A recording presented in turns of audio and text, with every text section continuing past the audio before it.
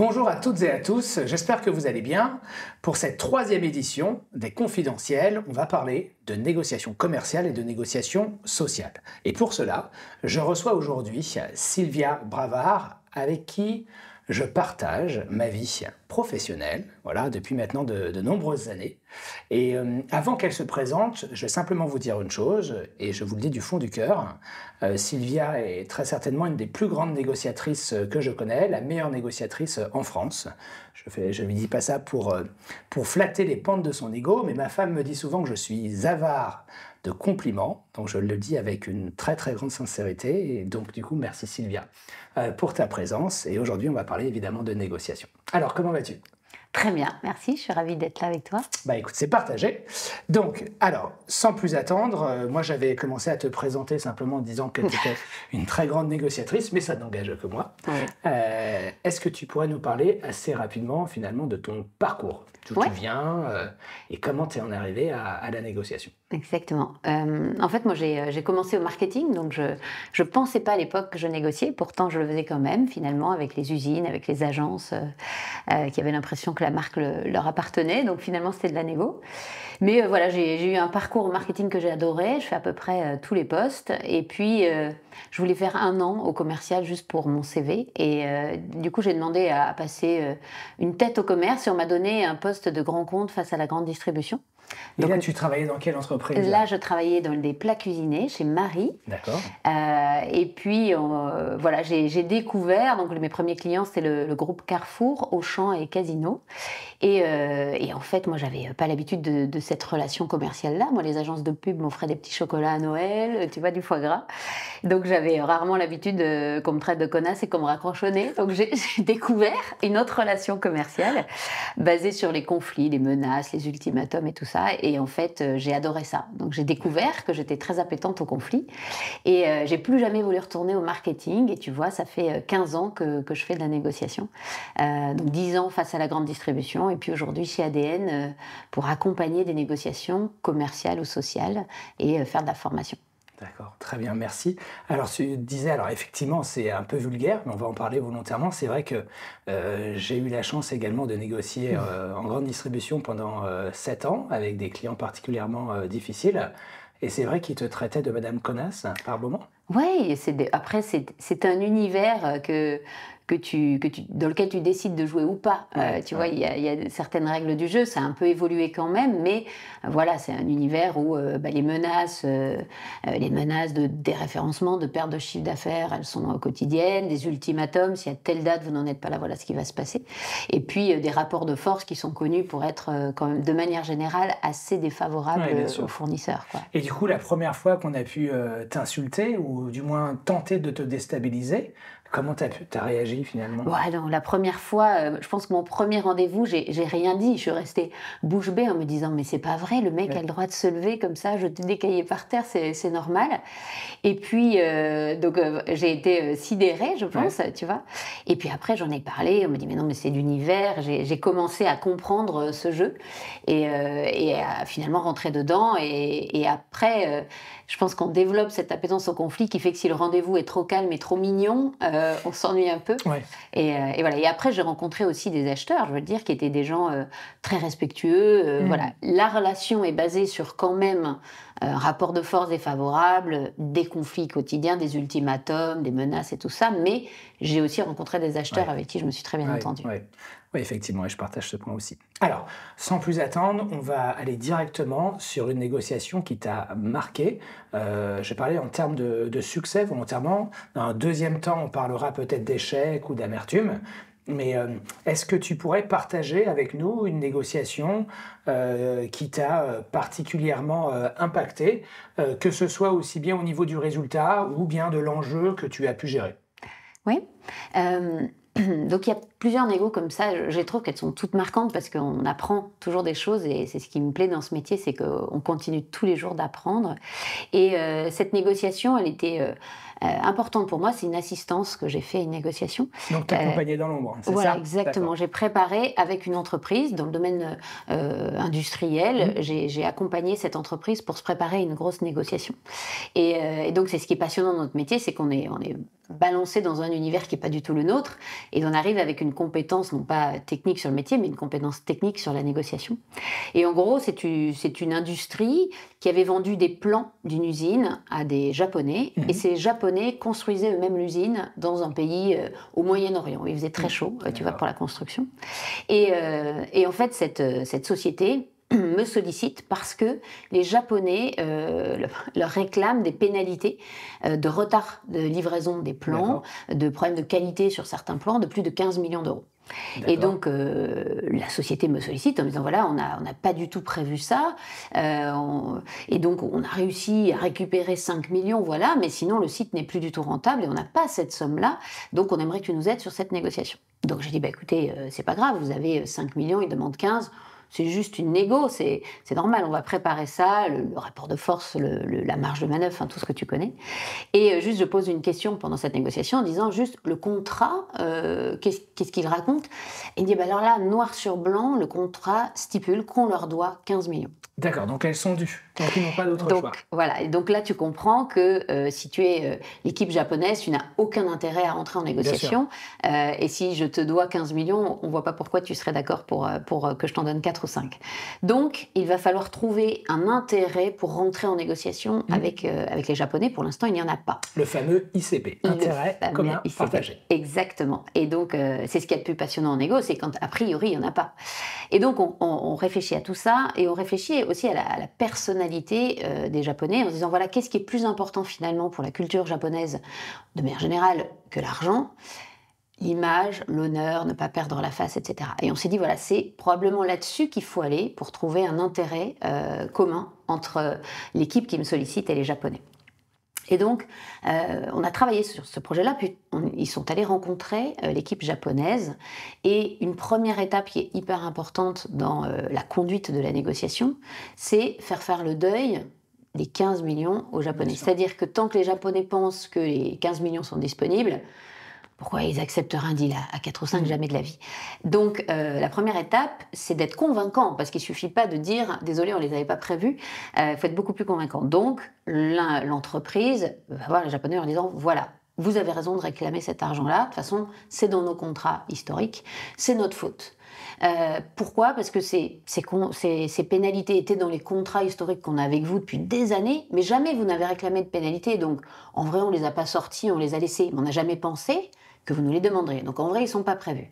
Mais ce n'est pas ça le problème. On vous explique pourquoi on ne vous les donnera jamais. C'est l'effet jurisprudence en interne dans le groupe. C'est-à-dire que des plans d'usine, on en a partout dans le monde, des retards de plans, on en a partout dans le monde. Et si on commence à lâcher 15, 20, 30 millions de pénalités pour un site, tout de suite, ça va faire effet boule de neige. Et on crée un précédent. Il crée un précédent qui va désormais être la norme. Donc, on va, en gros, détruire la rentabilité de notre groupe. Jamais notre groupe ne nous donnera ces budgets-là pour risque que ça fasse un précédent dans le groupe. Et donc, ça, c'est la première étape. Ensuite, c'est de dire, voilà, si vous les réclamez vraiment, vous avez raison, c'est votre droit, c'est le contrat. Mais nous, on a tellement peur de cet effet boule de neige qu'on sera prêt à partir devant les tribunaux. Et devant les tribunaux, le procès va durer 4, 5, 7 ans, on ne sait pas. Hein. Et pendant ce procès, on va passer notre temps à montrer que vous n'étiez pas tout blanc non plus, que vous avez répondu en retard, vous n'avez pas suivi nos recommandations de matériaux, d'implémentation, pour en gros faire baisser l'addition. Mais dans ce procès, nous, de notre côté, dans notre société, on a peur d'abîmer notre image. C'est-à-dire, on a peur que, quand des futurs clients vont apprendre qu'on est capable de traîner dans les tribunaux nos propres clients pendant 5-7 ans, ça risque carrément de freiner notre développement. Et donc la question qu'on vous pose à vous, mesdames et messieurs les Japonais, est très simple. Est-ce que de votre côté, vous pensez que ce procès n'aura pas d'impact sur votre image et que le président du pays au Moyen-Orient qui a coupé le cordon à l'inauguration de l'usine, quand il va apprendre que vous êtes en procès avec celui qui a fait tous ces plans d'usine, si vous pensez que peu importe, il vous donnera d'autres projets, alors vous avez raison, partez devant les tribunaux. Au final, est-ce qu'ils sont prêts à assumer les conséquences? Exactement. Et si vous pensez comme nous que ça peut abîmer votre image, alors on a un seul intérêt commun, c'est protéger nos images respectives, éviter ce procès, et donc trouver un accord entre nous. Et donc, fin de la discussion, technique d'influence, principe de réalité, et 3 jours plus tard, l'équipe est convoquée au Japon pour entrer en négociation. Et vous avez réussi à minorer fortement la demande? Oui, parce que en fait, ce qui s'est produit, c'était de comprendre aussi pourquoi les Japonais avaient réclamé ces pénalités alors qu'ils ne l'avaient jamais fait. Eh bien, c'était une question d'ego et de culture. Ouais. C'est ça qui est fascinant.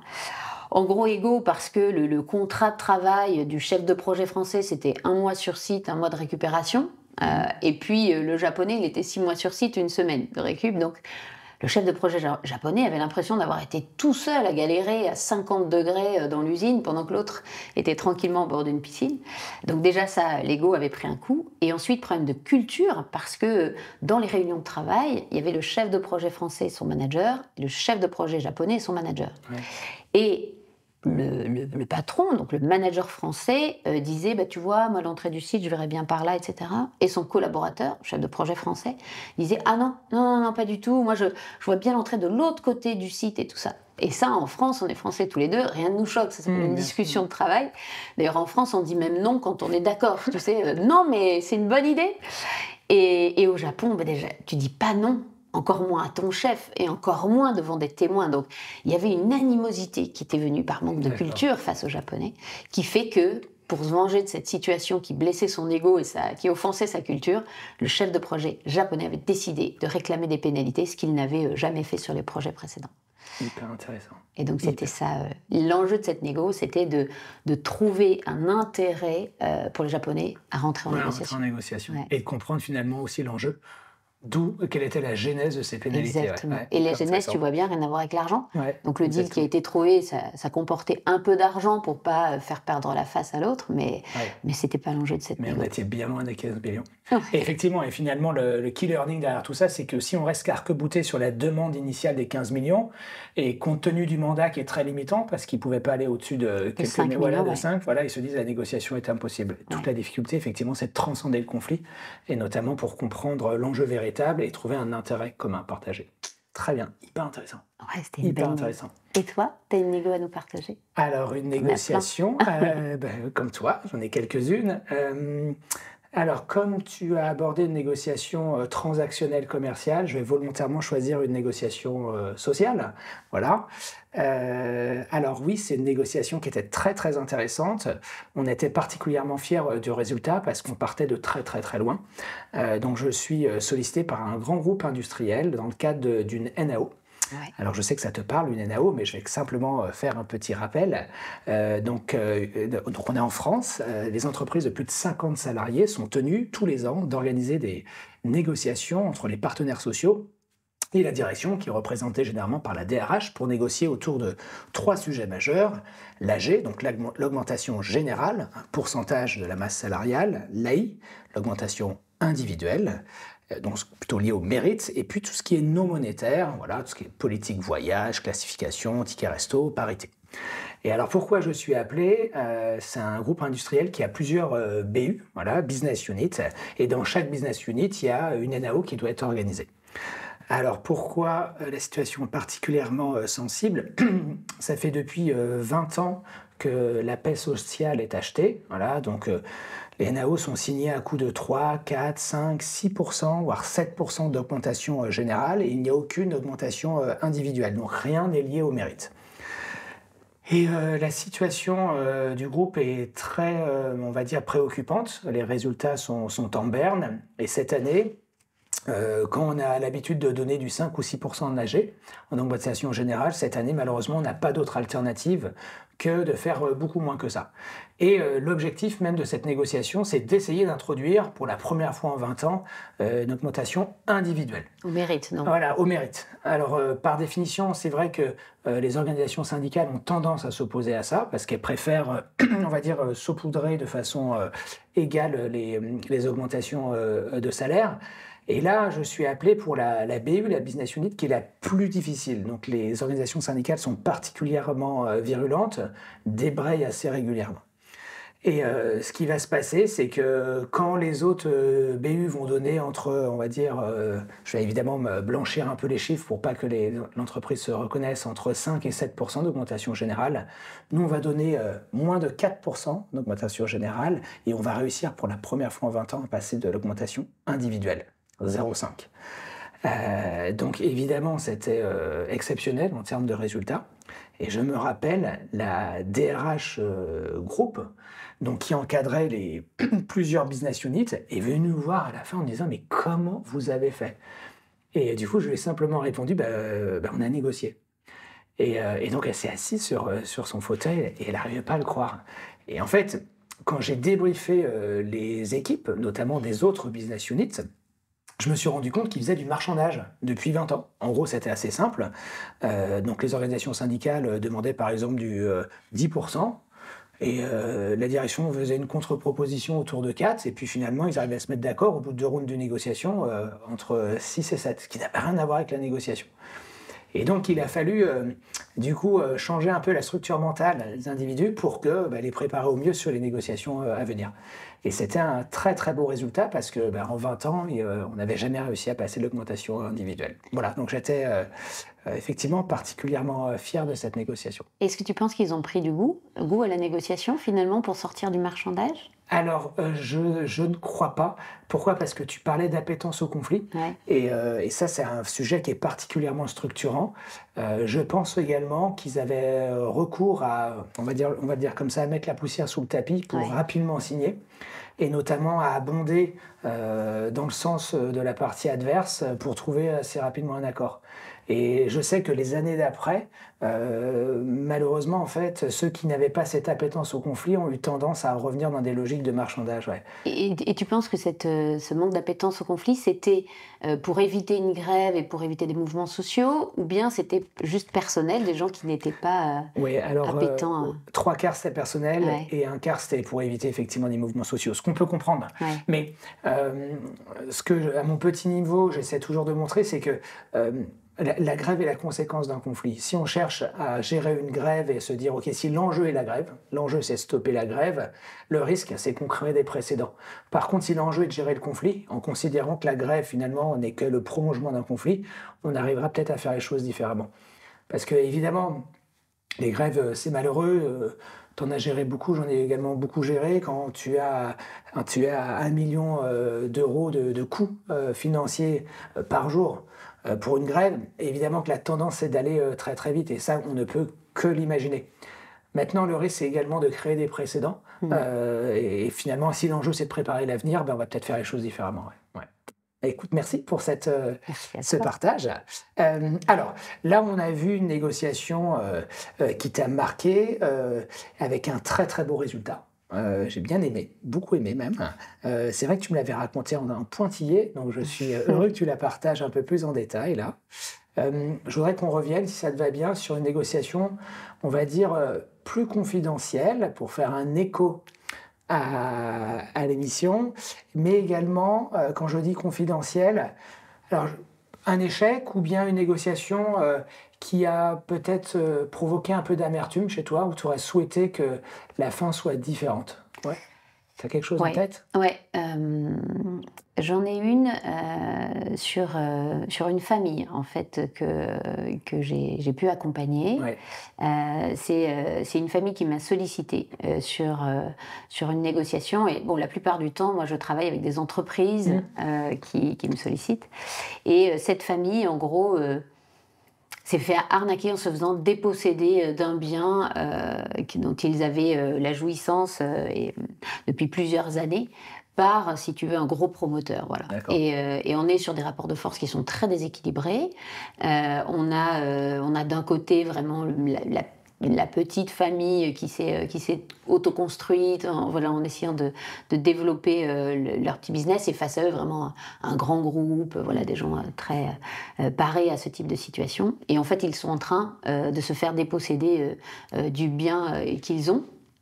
Et je me rends compte très vite que les rapports de force sont tels que en face, ils vont trouver tous les rouages juridiques, financiers. Ils ont une assise financière tellement solide que le promoteur est capable de faire durer une procédure pendant 45 ans, si besoin, face à des gens qui, au contraire, sont vraiment avec des petits moyens. Et je me rends compte que le rapport de force est à ce point défavorable que la meilleure issue serait que la petite famille demande un chèque. Parce que de l'argent, là-bas, il y en a. Et ce qu'ils veulent, c'est récupérer le bien qu'ils ont. Et donc, ils sont, je pense, très prêts à faire un chèque pour se débarrasser de cette histoire. Ils n'ont pas non plus envie de se traîner un procès avec une famille qui pourrait intéresser les médias ou des choses comme ça. Donc voilà, l'enjeu va très vite pour moi être sur l'argent.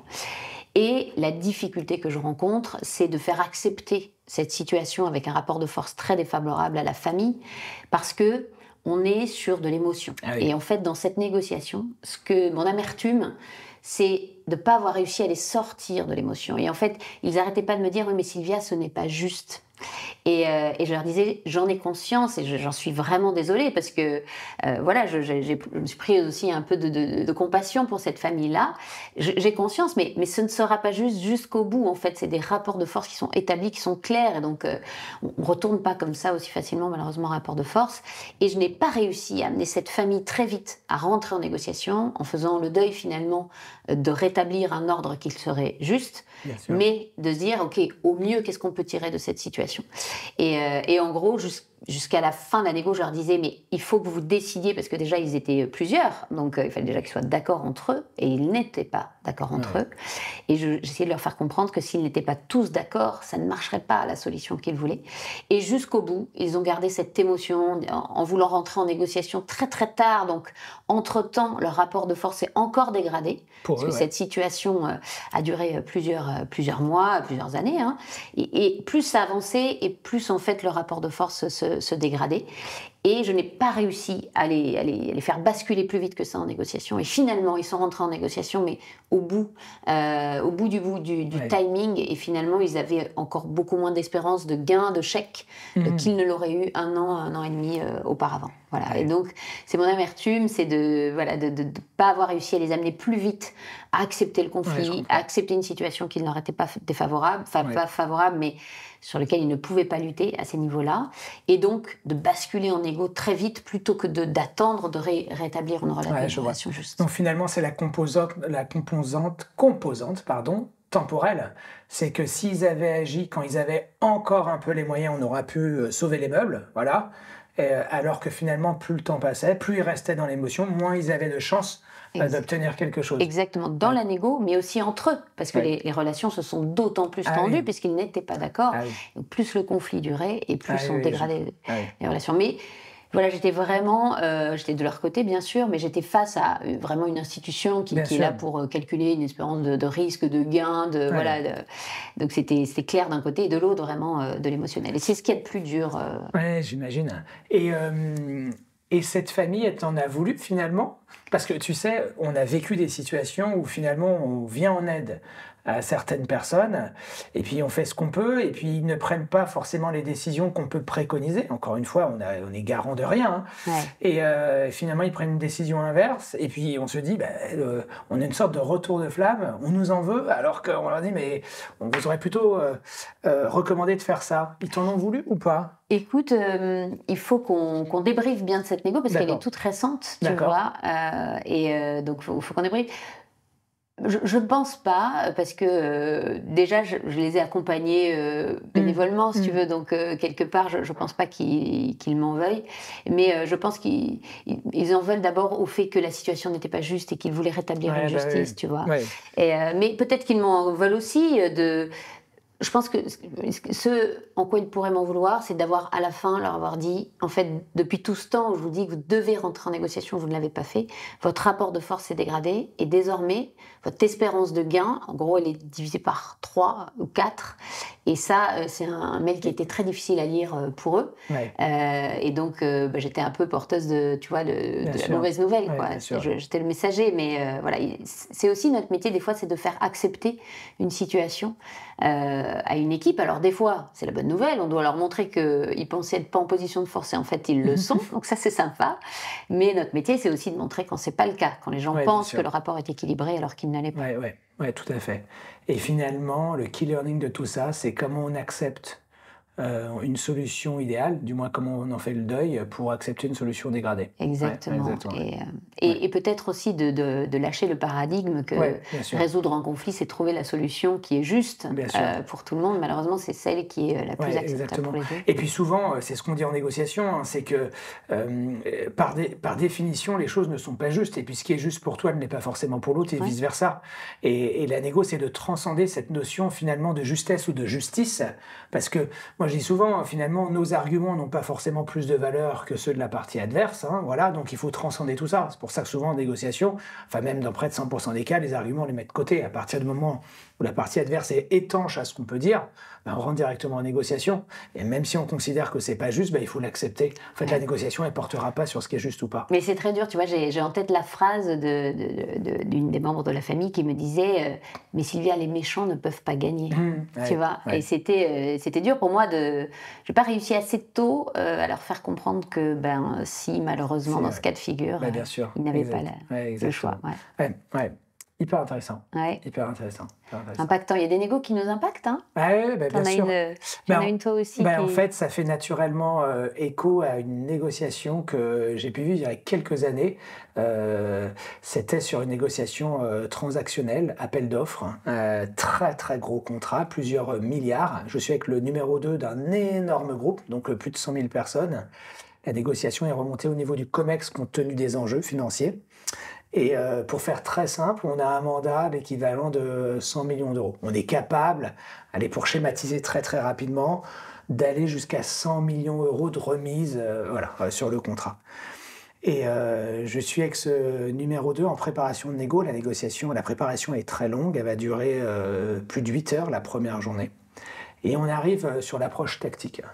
Et donc l'approche tactique, là, étonnamment, c'est le numéro 2 qui prend la parole. Il était plutôt dans l'ombre, là, il écoutait à ce qu'on allait faire. Il dit non, mais moi je sais ce qu'il faut faire.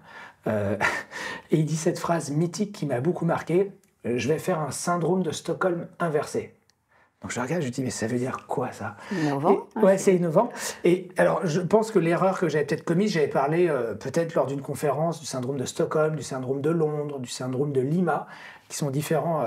Tu peux nous redire peut-être le syndrome de Stockholm? Oui, le syndrome de Stockholm, très très rapidement. En fait, c'est quand les otages éprouvent non pas de l'empathie, mais de la sympathie pour leur preneur d'otages. Donc, du coup, ils ne comprennent plus la situation, mais ils commencent à la cautionner par phénomène de contagion émotionnelle. Et ça vient évidemment de l'incident qui s'était passé en 1973 en Suède, à Stockholm, dans une banque. Et puis j'avais également évoqué d'autres syndromes, notamment celui de Lima et de Londres, mais tout ça finalement avait assez peu d'importance. Et je ne sais pas ce qu'il lui a appris.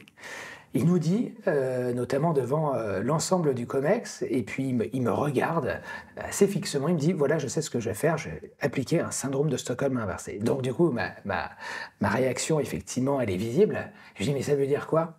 Il me dit, en fait, je vais donner tout le mandat au client, donc les 100 millions directement, en lui disant qu'on n'a pas plus, et donc je vais créer de la sympathie à son égard, et du coup, le client devra accepter, je pense, et j'ose espérer qu'il ne prétendra à plus rien d'autre.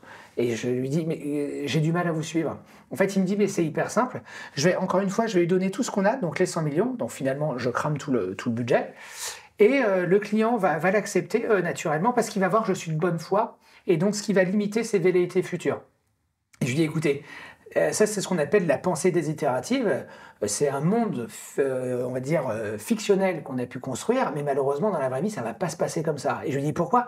Parce que les types qu'on a en face de nous, je les connais d'une ancienne vie. Si on leur donne les 100 millions, ils vont juste considérer que c'est l'apéritif. C'est le début. Et voilà, et ce qui ne va faire qu'augmenter leur niveau d'exigence par la suite. Et il me dit non, parce que je vais leur expliquer, je suis très très honnête. Et encore une fois, je leur dirai, et comme je suis le numéro 2, ça passera. Et je lui dis, mais encore une fois, c'est ce que vous espérez, mais c'est pas pour autant que ça va se passer comme ça. Je lui dis, ne faites pas ça. Et il me dit, si, c'est moi qui prends la décision. Je lui dis, écoutez, avec tout le respect que je peux vous devoir, vous me payez très cher pour que je vous accompagne sur cette négociation, ou même que je la conduise.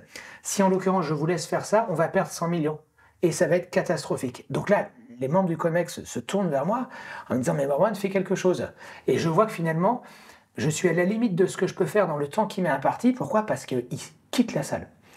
Et le lendemain, la négociation a lieu. Donc j'essaie de l'appeler et en fait, il ne répond pas. Et donc, qu'est-ce qu'il va faire? Donc, il va rencontrer le client et il va faire exactement ce qu'il avait en tête. Il va leur proposer les 100 millions en leur disant qu'il est honnête, qu'il n'a pas plus que ça. Et ils vont lui répondre « Merci beaucoup, on vous répond très rapidement ». Le lendemain, il nous demande 1 milliard. 1 milliard. Et il les rappelle en disant, mais non, mais en fait, j'ai pas 1 milliard. Je vous ai dit que j'ai le maximum 100 millions. Oui. Mais ça, encore une fois, ça n'a pas beaucoup d'importance. Nous, ce qu'on vous demande, c'est 1 milliard. Et la négociation est partie en vrille. Alors, on a fait ce qu'on appelle une négociation de recul. Hein. Le but, c'était de limiter la casse, mais ça nous a coûté bien plus cher que ce qu'on avait pu prédire. Et en fait, l'amertume que j'avais dans cette négociation, c'est que quand je suis rentré, je me suis dit, mais comment j'aurais pu faire différemment? Qu'est-ce que j'ai mal fait pour éviter d'en arriver là?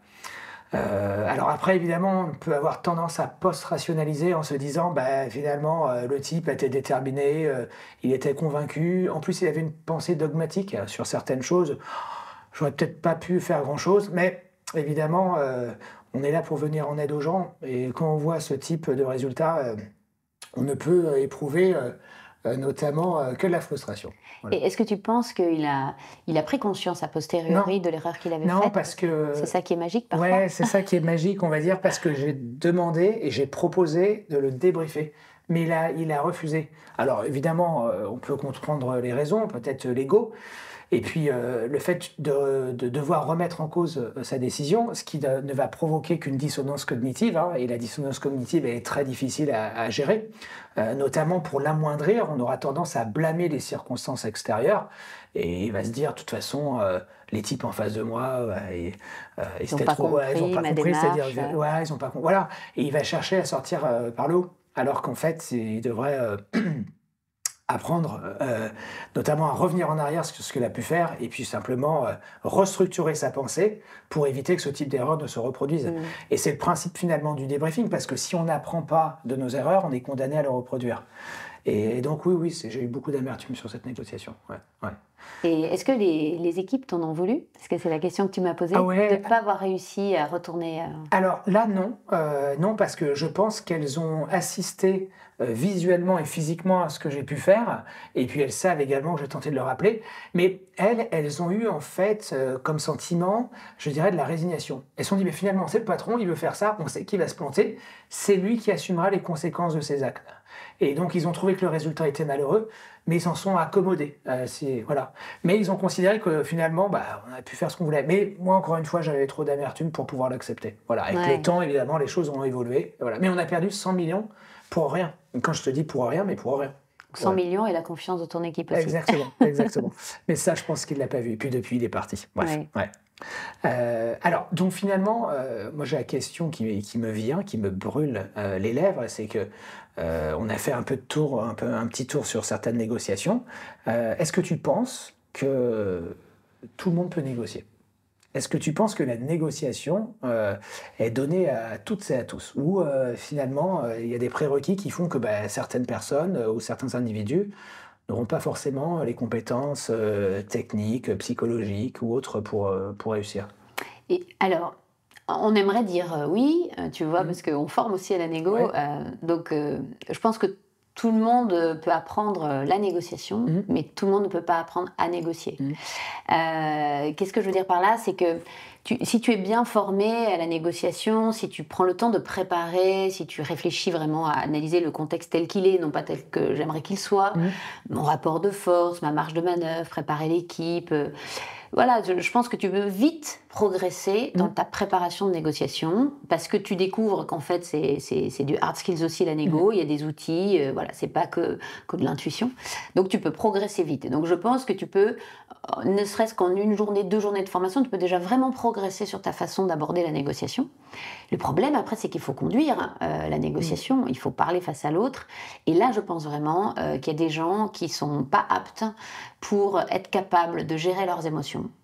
Donc d'accepter le conflit, d'accepter une situation qui ne leur est pas favorable, de gérer leur colère face à de la mauvaise foi, tu vois, des réfractaires au changement, tout ça, ou d'être sidéré face à la colère de l'autre. Tu me demandais ma première réaction quand j'ai rencontré la grande distribution, j'ai été sidérée, bouche ouverte, tu vois. Donc il y en a qui ont du mal à gérer ces émotions et à tenir leur ego, mais ça c'est merveilleux, c'est merveilleux. On fera un module de 8 semaines sur comment tenir son ego en laisse, et je vois même en formation, même avec des jeux de rôle, tu vois bien qu'il y en a qui ne peuvent pas s'empêcher de faire parler leur ego. Et là, après, la situation se bloque, après, il y a 2 égos qui se parlent, et après, tu sais que c'est fini, c'est mort. Et là, vraiment, il y a des gens qui auront vraiment du mal Ouais. En tout cas, tenir leur ego ou pas le mettre dans cette situation. Tu vois, je discutais, c'était un dîner avec des femmes dirigeantes et j'avais à côté de moi la DRH d'un très grand groupe qui avait des négociations sociales très dures aussi. Et donc, moi, je racontais des anecdotes face à la grande distribution, elle, dans ses négociations sociales. Et une des femmes nous dit, mais du coup, vous n'avez pas d'ego, vous. On peut se permettre de se lever en rendez-vous, de balancer des cahiers, de vous sortir du rendez-vous de bout de 5 minutes. On peut se permettre de vous parler comme ça. Vous n'avez pas d'ego. Et donc, on réfléchit avec cette femme et on s'est dit, bah si, en fait, on a un ego énorme. Mais notre ego, c'est de se dire, quoi que tu fasses, mon gars, pendant ce rendez-vous, de te lever, jeter des cahiers, etc. Je suis venue pour signer ça, je repartirai, j'aurai signé ça. Et donc, notre ego, il est là. Il n'est pas dans est-ce que tu me parles avec suffisamment tu vois, de hauteur, Mais, donc, c'est marrant. Donc, ça, c'est tenir son ego. Et je pense que tout le monde n'est pas capable de mettre son ego au bon endroit. Et par exemple, et tu le vois même à titre perso, des gens qui veulent, dans une discussion, finir pour qu'on dise oui, tu as raison. D'accord, ils veulent avoir raison, quitte à dégrader la relation pour plusieurs années, mais à la fin, il faut qu'ils aient raison, tu vois. Et tu dis, est-ce que tu es sûr que c'était ça l'enjeu de la discussion? C'était de prouver que tu avais raison. Ouais, je vois. Ouais. Donc voilà, je pense que voilà, on peut apprendre la négo, mais à négocier, c'est une autre paire de manches. Ouais, tout à fait, notamment sur la conduite opérationnelle. Hein, si je vais dans ton sens, c'est la partie la plus difficile en négo. Et c'est vrai, on le ressent quand tu parlais de formation. Donc c'est vrai que chez ADN, on forme entre 2 et 3 000 personnes par an. Et donc, la structure, la préparation de la négociation, quand les gens sont câblés, ce qui se passe dans 99,9% des cas, finalement, on est capable de planifier la négociation au mieux et puis de faire preuve de logique, d'intelligence situationnelle, de structurer au mieux l'approche. Mais c'est vrai qu'après, quand on rentre en négociation pure, quand on les tamponne, quelquefois, c'est beaucoup plus difficile. Et donc, du coup, je suis complètement d'accord avec ce que tu dis. Je rajouterais également une petite chose, si je peux me permettre, c'est que pour moi, je parlerais de paliers. Donc, il y a la négociation qu'on fait tous les jours, parce que finalement, on est tous amenés à gérer du conflit. Voilà, on négocie tous au quotidien. Et puis, donc, je pense qu'on peut être un bon négociateur, voilà. Et après, devenir un très bon négociateur, ça nécessite tellement de hard skills qu'en l'occurrence, c'est pas forcément donné à tout le monde. Parce que tout dépend également du contexte dans lequel on va évoluer. Si tu évolues uniquement dans un contexte très, très aseptisé, tu n'auras pas les moyens de transcender ta condition pour devoir faire face à une adversité qui pourrait on va dire, t'avaler même, parce que on le voit, hein, souvent les meilleurs négociateurs, c'est ceux qui ont souffert d'un rapport de force très très très défavorable et ils ont dû se dépasser, et notamment techniquement, ils ont dû faire la différence. Donc si pendant 30 ans de ta vie, tu n'as pas vécu ça, c'est compliqué de se dire si vraiment tu es capable de gérer des situations très très très conflictuelles.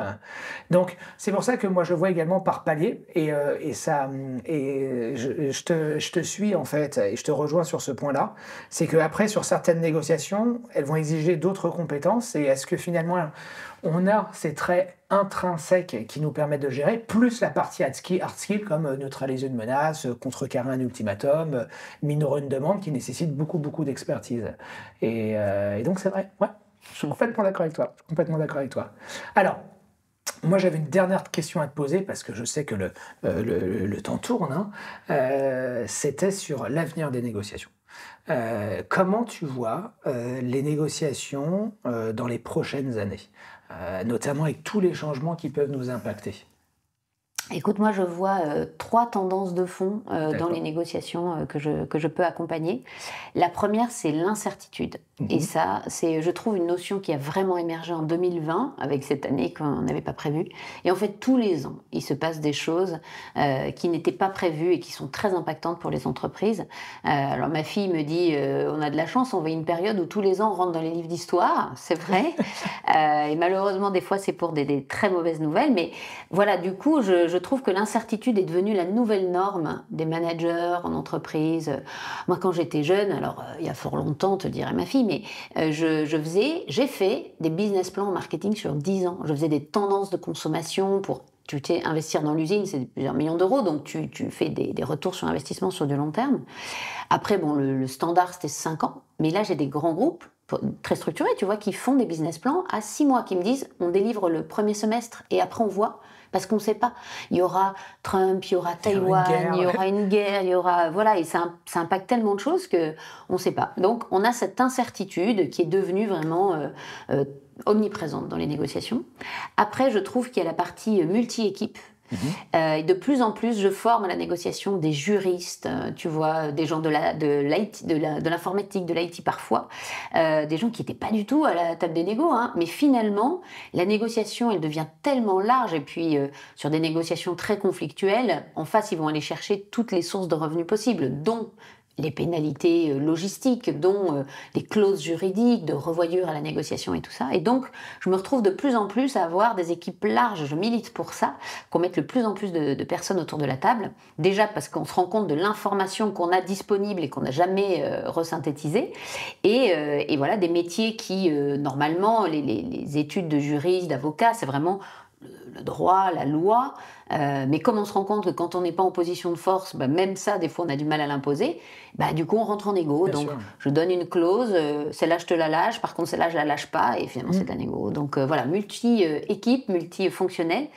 Et la troisième tendance, et je pense que là, on est au début de ça, c'est le poids et la place de l'humain dans la négociation, parce que l'IA va être au milieu de tout ça. Donc, désormais, tu vois, par exemple, quand on fait une négociation, on a besoin de savoir quelle est l'espérance de gain si on va devant un tribunal. Est-ce qu'on a plus intérêt à partir d'un procès, ou est-ce qu'on a plus intérêt à trouver un accord? Et souvent, c'est difficile pour un avocat de se positionner, d'avoir une vision aussi large des jurisprudences qui ont existé dans le domaine. Aujourd'hui, l'IA nous répond en 4 secondes. Donc, ça va être des aides à la négociation. Si tu dis à une IA, voilà, écris-moi comment dire non à un client de telle catégorie, voilà, sans blesser son ego, etc., il t'écrit un discours. Donc, l'IA est présente dans la négociation. L'IA va faire des comptes rendus de négociation parce que tu branches l'enregistrement pendant la conversation en visio. Bon, voilà. Et donc, comment on redonne les valeurs de noblesse à l'humain quand il est présent. Et donc, c'est un peu comme en médecine aujourd'hui. Tu vois, c'est des discussions qu'on a pu avoir avec des médecins qu'on connaît ensemble. L'IA est très présente. Aujourd'hui, il y a quand même beaucoup de médecins qui disent que l'IA, c'est détecté beaucoup plus vite que l'humain une tumeur, par exemple un cancer du sein ou des choses comme ça. Et donc, le poids de l'humain dans le médecin devient prépondérant désormais, puisque tout ce qui est technique, l'IA va progresser. Par contre, l'humain, c'est vraiment à notre main. Et donc voilà, je pense que c'est de redonner sa place à l'humain. Très bien, très bien. Écoute, merci. Tu dirais quoi, toi? Moi, je sais pas. Du coup, je comptais clôturer là-dessus, mais je peux rajouter 2 petites choses. Je dirais, alors évidemment, je suis à 100% d'accord avec toi. Je dirais également, ce qui nous attend, c'est les menaces que l'ONU peut identifier, qui sont au nombre de 3, les trois grandes menaces: le réchauffement climatique, cybersécurité, parce que maintenant tu seras capable de paralyser des pays, et puis également l'IA, pour le meilleur ou pour le pire. Je te rejoins, l'IA sera un outil, on va dire, d'aide à la décision, clairement, puisque ça nous permettra finalement de comprendre le contexte beaucoup plus rapidement, on le sait, mais également ça nous servira aussi de sparring partner. Là, je travaille avec Harvard sur un projet pour pouvoir s'entraîner à la négociation, parce que c'est vrai que quand on forme des participants, souvent ils disent, voilà, on a besoin en fait de s'entraîner au niveau de la conduite opérationnelle, parce que quand on forme, on peut corriger en disant, là, plutôt utiliser un prolongement, là, il faut faire un retournement, là, en l'occurrence, on va plutôt passer sur la stabilisation. Et donc, il existe beaucoup d'outils techniques. Le but, c'est évidemment d'alimenter l'IA pour que, comme en boxe, où finalement, on peut avoir un entraîneur, là, ça va être exactement pareil. Où l'IA, on va pouvoir interagir avec l'IA pour s'entraîner, justement, et être encore plus fort au contact. Donc c'est vrai, ce qui sera important surtout, c'est de ne pas perdre la place que l'homme doit occuper derrière tout ça, parce que quand tu prends certains acheteurs qui ont décidé de remplacer la négociation par des appels d'offres, et notamment des enchères inversées, finalement tu demandes à chacun de se positionner et après tu fais ce travail-là, l'IA n'aura plus besoin d'acheteurs, puisque finalement elle enverra tout ce qu'il faut, et puis elle fera elle-même le tri. Mais on le sait également que finalement ce qui diffère et ce qui distingue l'homme de la machine, ça reste l'émotion. Et donc l'émotion, encore une fois, on l'accueille pour le meilleur ou pour le pire. Donc on sera tenu de gérer de l'homme quoi qu'il arrive. Et pour gérer de l'homme quoi qu'il arrive, il faudra également de l'homme. Donc voilà. Écoute Sylvia, je voulais te remercier profondément Merci à toi, pour Marouane. ta participation, pour ton implication. C'était encore une fois passionnant. Donc, je ne l'ai pas dit en préambule, mais Sylvia est la vice-présidente d'ADN. C'est pour ça que j'ai la chance de partager ma vie professionnelle avec elle. Donc Sylvia, à très vite. Voilà, Merci, c'est-à-dire tous Marouane. les jours. Voilà. Et puis, et on vous retrouve et on se retrouve très prochainement pour un prochain épisode. À très vite.